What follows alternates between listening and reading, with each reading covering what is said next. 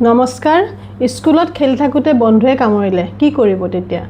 কুকুৰে কামুৰিলে ৰেবিজ হয় বুলি সকলোৱে জানে কিন্তু মানুহৰ কামুৰ বেছি বিপদজনক কাৰণ মানুহৰ লেলাৱতীত আইকানেলা নামৰ এবিধ বেক্টেৰিয়া থাকে যি হাড়ৰ জোৰালৈকে ইনফেকশ্যন নিব পাৰে ৰেবিজ সাধাৰণতে নহয় কিন্তু টিটেনাছ ধনুষ্টংকাৰ ৰিস্ক 100%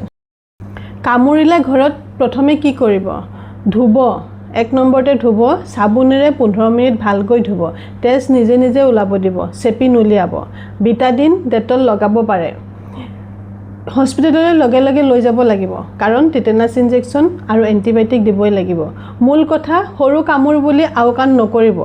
লাজু নকৰিব আপোনালোকৰ সজাগতাৰ বাবে দিয়া ৰেবিজ এৱাৰনেছ ভিডিঅ 5 লাখ মানুহৰ ওচৰ পাইছে এইটো প্ৰতিজন মাক-দেউতাকলৈ পঠিয়াওক আপুনি কেতিয়াবা মানুহৰ কামুৰ খাইছেনে কমেন্টত লিখক আৰু ডক্টৰৰ ওচৰলৈ যাওক আৰু বাচি থাকক ধন্যবাদ